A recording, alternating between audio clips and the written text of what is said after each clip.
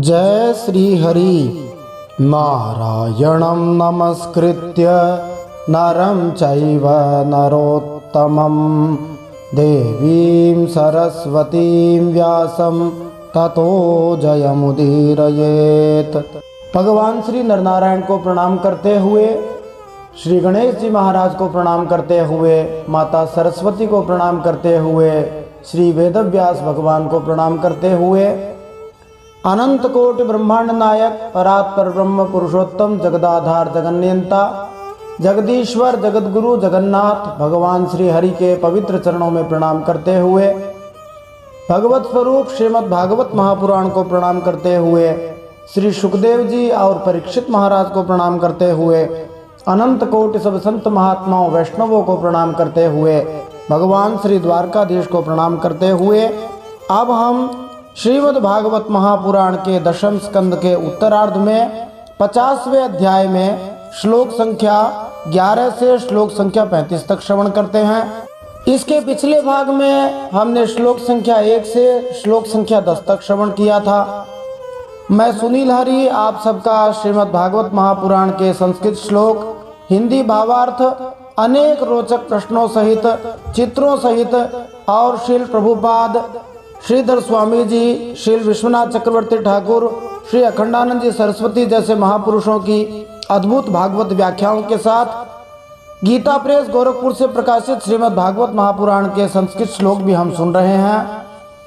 यह श्रीमद् भागवत का प्रयास अद्भुत है, अभिनव प्रयास है, एकदम नया प्रयास है, जिसमें न केवल अनेक रोचक प्रश्न बनाए जा रहे हैं जो न केवल संस्कृत भाषा के लिए अपितु हमारे शास्त्र के लिए, सनातन धर्म के लिए बहुत ही उपयोगी सिद्ध हो सकता है, क्योंकि इसमें श्री सुखदेव जी और श्री वेदव्यास जी महाराज के अद्भुत अमृतमय वचन हैं। अब हम श्लोक संख्या 11 से सुनते हुए इन प्रश्नों के उत्तर भी प्राप्त कर सकते हैं। जरासंध से युद्ध करने भगवान श्री कृष्ण के साथ कौन कौन गए थे, ये एक रोचक प्रश्न है। जरासंध द्वारा भगवान श्री कृष्ण का अपमान तथा बलराम को ललकारना और भक्तों के द्वारा इस अपमान का किस प्रकार से भाव समझा गया वो भी हम जानेंगे। श्री कृष्ण और जरासंध के भीषण युद्ध का रोमांचकारी वर्णन भी हम जानेंगे। भगवान श्री कृष्ण ने क्या सोचकर जरासंध को जीवित छोड़ दिया, तप या भजन करने या नहीं करने की दुविधा से क्या सीख मिलती है, ये भी एक रुचिकर प्रश्न है। उपेक्षित जरासंध कहाँ चला गया था। आइए इन सब प्रश्नों के उत्तर जानने के लिए आज के इस दशम स्कंद के उत्तरार्ध के 50वें अध्याय के श्लोक संख्या 11 से श्लोक संख्या 35 तक सुनते हुए प्राप्त करते हैं। एवं ध्यायति गोविंद आकाशात् सूर्यवर्चसौ रथा उपस्थितौ सद्यः ससूतौ सपरिच्छदौ। भगवान श्री कृष्ण इस प्रकार विचार कर ही रहे थे कि आकाश से सूर्य के समान चमकते हुए दो रथा पहुंचे। उनमें युद्ध की सारी सामग्रियां सजी हुई थी। दो सारथी उन्हें हाँक रहे थे। श्री जीव गोस्वामी और श्री विश्वनाथ चक्रवर्ती ठाकुर यह मानते हैं कि ये रथ श्री भगवान के ही धाम वैकुंठ लोक से नीचे आए थे। श्री भगवान के श्रद्धालु भक्त उनकी अद्वितीय प्रौद्योगिकी देखकर अपार हर्ष प्राप्त करते हैं। आयुधानि च दिव्यानि पुराणानि यदृच्छया दृष्ट्वा तानि ऋषिकेश संकर्षणमथा ब्रवीत। इसी समय भगवान के दिव्य और सनातन आयुध भी अपने आप वहां आकर उपस्थित हो गए। जो इतने दिनों तक अपने सनातन धाम वैकुंठ धाम में थे, उन्हें देखकर भगवान श्री कृष्ण ने अपने बड़े भाई बलराम जी से इस प्रकार कहा, पश्यार्य व्यसनं प्राप्तं यदूनां त्वावतां प्रभो एष ते रथ आयातो दयितान्यायुधानि च।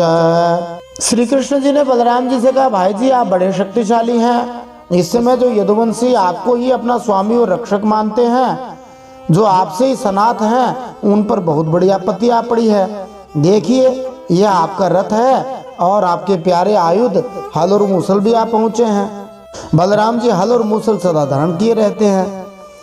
यानमास्था यजये तद व्यसनात् स्वान् समुद्धर एतदर्थं गिनौ जन्म साधु नामीश शर्म कृत। अब हे बलराम जी, हे भाई जी, आप इस रथ पर सवार होकर शत्रु सेना का संहार कीजिए अपने स्वजनों को इस विपत्ति से बचाइए। हे भगवान, साधुओं का कल्याण करने के लिए ही हम दोनों ने अवतार ग्रहण किया है। त्रयोविंशत्यनेकाख्यं भूमिर्भारमपाकुरु एवं सम्मन्त्र्य दाशार्हौ दंशितौ रथिनौ पुरात् निर्जग्मतुः स्वायुधाढ्यौ बलेनाल्पि यशावृतौ शंखं दध्मौ विनिर्गत्य हरिर्दारुकसारथिः।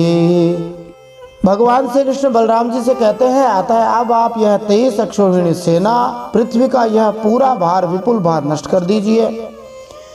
भगवान श्री कृष्ण और बलराम जी ने यह सलाह करके कवच धारण किए, रथ पर सवार होकर मथुरा से निकल पड़े। उस समय दोनों भाई अपने अपने आयुध लिए हुए थे। छोटी सी सेना उनके साथ साथ चल रही थी। श्री कृष्ण का रथ हाँक रहा था दारूक। मथुरापुरी से बाहर निकलकर भगवान श्री कृष्ण ने अपना पांचजन्य नामक शंख बजाया। ततो भूत्वर सैन्यानां हृदि वित्रासवे पथुः तावाहमागधो वीक्ष्य हे कृष्ण पुरुषाधम न त्वया योद्धुमिच्छामि बालेनैकेन लज्जया गुप्तेन हि त्वया मंद न योत्स्येया हि बंधुहन्। भगवान श्री कृष्ण के शंख की भयंकर ध्वनि सुनकर शत्रु पक्ष की सेना के वीरों का हृदय डर के मारे थर्रा उठा। उन्हें देखकर मगधराज जरासंध ने कहा, हे पुरुषाधम श्री कृष्ण, तू तो अभी नीरा बच्चा है। अकेले तेरे साथ लड़ने में मुझे लाज लग रही है। इतने दिनों तक तू न जाने कहां कहां छिपा फिरता था। हे मंद, तू तो अपने मामा का हत्यारा है, इसलिए मैं तेरे साथ नहीं लड़ सकता। जा, मेरे सामने से भाग जा। भक्त लोग भगवान की निंदा को स्वीकार नहीं कर सकते। वे निंदा में भी भगवान की स्तुति ही देखते हैं। इसलिए श्री श्रीधर स्वामी जी ने जरासंध के शब्दों की विवेचना अलग प्रकार से की है। वे कहते हैं, पुरुषाधम जो कह रहा है जरासंध भगवान को पुरुषों में नीच, वो वास्तव में पुरुषाधमाय अस्मात्, भगवान श्री कृष्ण जिसके सामने संपूर्ण मनुष्य अधम है, इसके रूप में समझा जा सकता है कि हे प्रभु, आपके सामने सभी आपसे नीचे हैं। दूसरे शब्दों में यहाँ पर भगवान श्री कृष्ण को हे पुरुषोत्तम या हे जीवों में श्रेष्ठ के रूप में संबोधित किया जा रहा है। इसी तरह गुप्तेन भगवान श्री कृष्ण का हर एक के हृदय में उपस्थित रहकर भौतिक दृष्टि से अदृश्य रहने का सूचक है। जहाँ जरासंध कहता आप छुपे हुए थे, निसंदेह भगवान सबके हृदयों में छिपे हुए हैं। और त्वया मंद मनि है, तुम मंद बुद्धि हो, ऐसा जो कहना उसको संस्कृत व्याकरण के अनुसार त्वया आमंद में विच्छेद किया जा सकता है। तब जरासंध का अभिप्राय ये होगा कि भगवान श्री कृष्ण मूढ़ नहीं है, अपितु बहुत सतर्क है, बुद्धिमान है। जरासंध द्वारा बंधु शब्द का प्रयोग संबंधी के अर्थ में हुआ है, क्योंकि भगवान श्री कृष्ण ने अपने मामा कंस का वध किया था। फिर भी बंधु शब्द बंध क्रिया बांधना से व्युत्पन्न है। अतः बंधुहन से अज्ञान के बंधन को नष्ट करने वाला, न कि अपने परिवार के लोग को मारने वाला, ऐसा अर्थ नहीं। अज्ञान के बंधन को नष्ट करने वाला हुआ बंधुहन। इसी तरह यही शब्द जो जरासंध कहता है कि यहाँ से भाग जाओ, इसका वास्तविक अर्थ हो सकता है भगवान श्री कृष्ण को चाहिए कि जीवों के पास जाएं और उन्हें हरिभक्त बनने का आशीर्वाद दें। फिर जरासंध बलराम जी से कहता है, तब राम यदि श्रद्धा युध्यस्व धैर्यमुद्वह हित्वा वामच्छरैश्छिन्नं देहं स्वर्याहिमां जहि। बलराम, तुम्हारे चित्त में यह श्रद्धा हो कि युद्ध में मरने पर स्वर्ग मिलता है, तो तू आजा, हिम्मत बांधकर मुझसे लड़ ले। मेरे बाणों से छिन्न भिन्न हुए शरीर को यहाँ छोड़कर स्वर्ग में जा, अथवा यदि तुझ में शक्ति हो तो मुझे ही मार डाल। आचार्य श्रीधर स्वामी के अनुसार जरासंध को संदेह हो गया था कि भगवान बलराम का शरीर अविनश्वर है, इसलिए उसने यह विकल्प रखा कि बलराम उसका वध कर दें, जो कदाचित अधिक व्यावहारिक हो। तब भगवान श्री कृष्ण ने कहा, श्री भगवान वाच न वै शूरा विकथन्ते दर्शयन्त्येव पौरुषम न गृह्णीमो वचो राजन्नातुरस्य मुमूर्षतः। भगवान श्री कृष्ण का मगधराज, जो शूरवीर होते हैं ना, वे तुम्हारी तरह डींग नहीं हाँकते, वे तो अपना बल पौरुष दिखलाते हैं। देखो, अब तुम्हारी मृत्यु तुम्हारे सिर पर नाच रही है, तुम वैसे ही बकबक कर रहे हो जैसे मरने के समय कोई सन्निपात का रोगी करे। बकलो बकलो, मैं तुम्हारी बात पर ध्यान नहीं देता। फिर श्री सुखदेव जी वंशस्थ छंदों में वर्णन करते हैं। श्री शुक उवाच जरासुतस्तावभिसृत्य माधवौ महाबलौघेन बलीयसा वृणोत् ससैन्ययान ध्वजबाजी सारथी सूर्यानलौ वायुरिवाभ्ररेणुभिः। श्री सुखदेव जी कहते परीक्षित, जैसे वायु बादलों से सूर्य को और धुएं से अग्नि को ढक लेती है, किंतु वास्तव में वे ढके थोड़ी जाते हैं, उनका प्रकाश फिर फैलता ही है, वैसे ही मगधराज जरासंध ने भगवान श्री कृष्ण और बलराम जी के सामने जाकर अपनी बहुत बड़ी बलवान और अपार सेना के द्वारा उन्हें चारों ओर से घेर लिया। यहाँ तक कि उनकी सेना, रथ, ध्वजा, घोड़ों और सारथियों का दिखना ही बंद हो गया। आचार्य श्रीधर इंगित करते हैं कि बादल सूर्य को ढकते से प्रतीत होते हैं, वास्तव में सूर्य तो विस्तृत आकाश में चमकता ही रहता है, न ही धूल की पतली परत से अग्नि की शक्ति प्रभावित होती है। इसी प्रकार जरासंध की सैन्य शक्ति का आवरण केवल ऊपर ही था, भगवान की शक्ति के आगे कुछ नहीं था। सुपर्ण ताल ध्वज चिन्हितौ रथा वलक्षयन्त्यो हरिरामयोर्मृधे स्त्रिय पुराटा लकहर्म्य गोपुरं समाश्रिताः सां मुमुक्षुचार्दिताः। मथुरा की स्त्रियां अपने महलों की अटारियों, छज्जों, फाटकों पर चढ़कर युद्ध का कौतुक देख रही थी। जब उन्होंने देखा कि युद्ध भूमि में भगवान श्री कृष्ण की गरुड़ चिन्ह से चिन्हित, बलराम जी की ताल चिन्ह से चिन्हित ध्वजा वाले रथ नहीं दिख रहे हैं, तब वे शोक के आवेग से मूर्छित हो गईं। हरि बरानी कपयो मुचामुहु शिले मुखात्योल बड़वर्ष पीडितम स्वसैन्यमालो क्यसुरासुरार्चितम व्यास्फूर्जयाचार गसरासनोत्तमम्। जब भगवान श्री कृष्ण ने देखा कि शत्रु सेना के वीर हमारी सेना पर इस प्रकार बाणों की वर्षा कर रहे हैं, मानो बादल पानी की अनगिनत बूंदें बरसा रहे हों, हमारी सेना उससे अत्यंत पीड़ित व्यथित हो रही है, तो भगवान ने अपने देवता और असुर दोनों से सम्मानित शार्ंग नामक धनुष का टंकार किया। टंकार का अर्थ होता है धनुष जिस डोरी से बंधा होता है उसको नीचे की ओर खींच के छोड़ना, जिससे एक तेज ध्वनि उत्पन्न होती है। फिर क्या हुआ, सुखदेव जी उपजाति छंदों में गाते हैं। गृह्णन् निषंगादथ संदधच्छरान् विकृष्य मुञ्चन् चितबाणपूगान् निघ्नन् रथान् कुञ्जरवाजिपतीन् निरंतरम यद बदलात चक्रम। फिर वे तर्कस में से बाण निकालने, उन्हें धनुष पर चढ़ाने, धनुष की डोरी खींचकर झुंड के झुंड बाण छोड़ने लगे। उस समय उनका वह धनुष इतनी फुर्ती से घूम रहा था मानो कोई बड़े वेग से अलात चक्र लुकारी घुमा रहा हो। आग का गोला होता है, लुकाठी होती है, उसको अलात चक्र कहते हैं। इतनी तेजी से धनुष घुमा रहे थे। इस प्रकार भगवान श्री कृष्ण जरासंध की चतुरंगिणी हाथी, घोड़े, रथ और पैदल सेना का संहार करने लगे। सुखदेव जी वंशज छंद में गाते हैं। निर्भिन्न कुंभकर्णो निपेतु रने कशोष्वा शरवृक्ण कंधराः रथा हताश्व ध्वजसूत नायकाः पदातय छिन्न भुजोरुकंधराः। भगवान श्री कृष्ण ने जब इस प्रकार तेजी से बाण छोड़ने शुरू करे, बहुत से हाथियों के सिर फट गए, वे मर मर कर गिरने लगे। बाणों की बौछार से अनेकों घोड़ों के सिर धड़ से अलग हो गए। घोड़े, ध्वजा, सारथी, रथियों के नष्ट हो जाने से बहुत से रथ बेकाम हो गए। पैदल सेना की बाहें, जांग और सिर आदि अंग प्रत्यंग कट कट कर गिर पड़े। संचेद्यमान द्विपदे भवाजिना मंग प्रसूतः शतशो श्रीगापगाः भुजाहयः पूरुष शीर्षकच्छपा हत द्वीप द्वीपहय ग्रहाकुलाः। उस युद्ध में अपार तेजस्वी भगवान बलराम जी ने अपने मूसल की चोट से बहुत से मतवाले शत्रुओं को मार मार कर उनके अंग प्रत्यंग से निकले हुए खून की सैकड़ों नदियां बहा दी। कहीं मनुष्य कट रहे हैं, कहीं हाथी और घोड़े छटपटा रहे हैं। उन नदियों में मनुष्यों की भुजाएं सांप के समान जान पड़ती, सिर इस प्रकार मालूम पड़ते मानो कछुओं की भीड़ लग गई हो।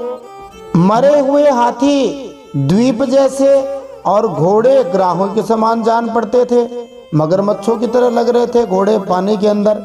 और करोरुमीना नरकेश शैवला धनुस्तरंगायुध गुल्म संकुला अच्छूरिकावर्त भयानका महा मणि प्रवेका भरणाश्म शर्करा। उस युद्ध में हाथ और जांघें मछलियों की तरह, मनुष्यों के बाल सेवार की तरह, धनुष तरंगों की भांति, अस्त्र शस्त्र लता एवं तिनकों के समान जान पड़ते। बहुमूल्य मणियां और आभूषण पत्थर के रोड़ों तथा कंकड़ों के समान बहे जा रहे थे। और प्रवर्तिता भीरुभयावहा मृधे मनस्विनाम हर्ष करिहि परस्परम विनिघ्नतारीन् मुसलेन दुर्मदान संकर्षणेना परिमेय तेजसा। उन नदियों को देखकर कायर मनुष्य डर रहे थे। वीरों का आपस में खूब उत्साह बढ़ रहा था। बलम तदंगार्णव दुर्ग भैरवम दुरंत पारम मगधेन्द्र पालितम क्षयं प्रणीतम वसुदेव पुत्रयोर विक्रीडितम तज्जगदीशयोः परम। जरासंध की वह सेना समुद्र के समान दुर्गम, भयावह और बड़ी कठिनाई से जीतने योग्य थी, परंतु भगवान श्री कृष्ण और बलराम जी ने थोड़े ही समय में उसे नष्ट कर डाला। वे सारे जगत के स्वामी हैं, उनके लिए एक सेना का नाश कर देना केवल खिलवाड़ ही तो है। स्थित्युद्भवान्तं भुवनत्रयस्य यः समीहते नंत गुणः स्वलीलया न तस्य चित्रं परपक्ष निग्रह तथा विमर्त्यानुविधस्य वर्ण्यते। भगवान के गुण अनंत हैं। वे खेल खेल में ही तीनों लोकों की उत्पत्ति, स्थिति और संहार करते हैं। उनके लिए यह कोई बड़ी बात नहीं है कि वे शत्रुओं की सेना का इस प्रकार बात की बात में सत्यानाश कर दें। तथापि जब वे मनुष्य का सा वेश धारण करके मनुष्य की सी लीला करते हैं, तब उसका भी वर्णन किया ही जाता है। दार्शनिक अरस्तु ने एक बार तर्क प्रस्तुत किया था कि परमेश्वर शायद ही कभी मानवीय कार्यों में भाग लेते हों, क्योंकि समस्त सामान्य कार्य ऐसे दैवी मनुष्य के लिए अनुपयुक्त हैं। इसी प्रकार श्री विश्वनाथ चक्रवर्ती ठाकुर एक ऐसी ही बात उठाते हैं, यद्यपि यह लगभग निश्चित है कि उन्होंने अरस्तु के ग्रंथ नहीं पढ़े होंगे, क्योंकि भगवान श्री कृष्ण समग्र ब्रह्मांड का सृजन, पालन तथा संहार करते हैं। तो क्या जब वे जरासंध से युद्ध करते हैं यह उनके लिए अरुचिकर विसंगति नहीं है? इसका उत्तर इस प्रकार है, श्री भगवान मनुष्य की भूमिका अदा करते हैं और अपनी लादनी शक्ति का प्रसार करते हुए ऐसी रोमांचकारी दिव्य लीलाओं की सृष्टि करते हैं जो गतिशील, चपल सक्रियता तथा उत्तेजना से भरी होती है। अपनी योग माया शक्ति द्वारा वे मनुष्य की तरह प्रकट होते हैं। इस तरह हम पृथ्वी के रंगमंच पर उन्हें परम पुरुष की भूमिका अदा करते देखकर आनंद उठा सकते हैं। निस्संदेह भयंकर नास्तिक मनुष्य तर्क प्रस्तुत करेंगे कि चूंकि भगवान श्री कृष्ण ईश्वर हैं तो इसमें वास्तविक रोमांच कहाँ रहा। ऐसे संशयवादी भगवान श्री कृष्ण की आकर्षक शक्ति को कभी समझ नहीं सकेंगे। भौतिक मंच पर भी सौंदर्य तथा रोमांच का अपना मोह का औचित्य होता है। इसी तरह हम भगवान श्री कृष्ण को उन्हीं के लिए प्रेम करते हैं, उन्हीं के लिए उनके सौंदर्य की प्रशंसा करते हैं और भगवान श्री कृष्ण की लीलाओं का हम आनंद लेते हैं, क्योंकि वे सचमुच अपने आप में अद्भुत हैं। वास्तव में भगवान श्री कृष्ण किसी भौतिक अहंकार के वशीभूतों को लीलाएं नहीं करते, अपितु हमारे आनंद के लिए करते हैं। इस तरह आध्यात्मिक लीलाओं का प्रस्तुतिकरण उन शुद्ध हृदय वाले जीवों के असीम दिव्य आनंद के लिए है जो ईश्वर से ईर्ष्या नहीं करते, और यह भगवान श्री कृष्ण द्वारा संपन्न प्रेममय कार्य है। इस संदर्भ में विश्वनाथ चक्रवर्ती ठाकुर गोपाल तापनी उपनिषद से एक महत्वपूर्ण श्लोक उद्धृत करते हैं। नराकृति पर ब्रह्म कारण मानुषः परम ब्रह्म अपने निमित्त मनुष्य जैसे रूप में प्रकट होते हैं, यद्यपि वे समस्त वस्तुओं के उद्गम हैं। इसी प्रकार से श्रीमद् भागवतम दशम स्कंद 14वें अध्याय 32वें श्लोक में भी कहा गया है, यन्मित्रम परमानंदम पूर्णम ब्रह्म सनातनम। दिव्य आनंद के स्रोत नित्य परम ब्रह्म उनके मित्र बन गए हैं। फिर आगे वर्णन किया जाता है, जग्राह विरथम रामो जरासंधम महाबलम हतानीका वशिष्ठासुम सिंह सिंहमिवौजसा। इस प्रकार जरासंध की सारी सेना मारी गई, रथ भी टूट गया, शरीर में केवल प्राण बाकी रहे। तो भगवान श्री बलराम जी ने जैसे एक सिंह दूसरे सिंह को पकड़ लेता है, वैसे ही बलपूर्वक महाबली जरासंध को पकड़ लिया। बध्यमानं हता रातिम पाशैर्वारुणमानुषैः वारयामास गोविंदस तेन कार्य चिकीर्षया। जरासंध ने पहले बहुत से विपक्षी नरपतियों का वध किया था, परंतु आज उसे बलराम जी वरुण की फांसी और मनुष्यों के फंदे से बांध रहे थे। भगवान श्री कृष्ण यह सोचकर कि यह छोड़ दिया जाएगा तो और भी सेना इकट्ठी करके लाएगा तथा हम सहज ही पृथ्वी का भार उतार सकेंगे, बलराम जी को रोक दिया। हतारातिम का अर्थ है जिसने अपने शत्रुओं को मार दिया है या जिसके माध्यम से उसके शत्रु मारे जाएंगे। यह विचारपूर्ण टिप्पणी श्री विश्वनाथ चक्रवर्ती ठाकुर ने की है। समुक्तो लोकनाथाभ्याम व्रीडितो वीर सम्मतः तपसे कृत संकल्पो वारितः पथिराजभिः वाक्यैः पवित्रार्थ पदैर् नयनैः प्राकृतैरपि स्वकर्म बंध प्राप्तोयम यदुभिस्ते पराभवः। बड़े बड़े शूरवीर जरासंध का सम्मान करते थे, इसलिए उसे इस बात पर बड़ी लज्जा मालूम हुई कि मुझे श्री कृष्ण और बलराम ने दया करके दीन की भांति छोड़ दिया है। अब उसने तपस्या करने का निश्चय किया, परंतु रास्ते में उसके साथी नरपति राजाओं ने बहुत समझाया कि राजन, यदुवंशियों में क्या रखा है, वे आपको बिल्कुल ही पराजित नहीं कर सकते थे। आपको प्रारब्धवश भाग्यवश ही नीचा देखना पड़ा है। उन लोगों ने भगवान की इच्छा, फिर विजय प्राप्त करने की आशा आदि बतलाकर लौकिक दृष्टांत एवं युक्तियां दे देकर यह बात समझा दी कि आपको तपस्या नहीं करनी चाहिए। तपस्या करना वैसे भी बड़ा कठिन काम होता है और जो साधारण लक्ष्य वाले लोग होते हैं वे तो वैसे ही विचलित हो जाते हैं, थोड़ा सा बहाना मिलते ही फिर से भूल जाते हैं और सोचते हैं तपस्या में क्या रखा है, भगवान की इच्छा होगी सो हो जाएगा, जबकि तपस्या से सब कुछ हो सकता है। परंतु दृढ़ संकल्प वाला व्यक्ति ही तपस्या कर सकता है। हतेषु सर्वानेकेषु नृपो बार्हद्रथस्तदा उपेक्षितो भगवता मगधान दुर्मना ययौ। उस समय मगधराज जरासंध की सारी सेना मर चुकी थी। भगवान बलराम जी ने उपेक्षा पूर्वक उसे छोड़ दिया था। इससे वह बहुत उदास होकर अपने देश मगध को चला गया।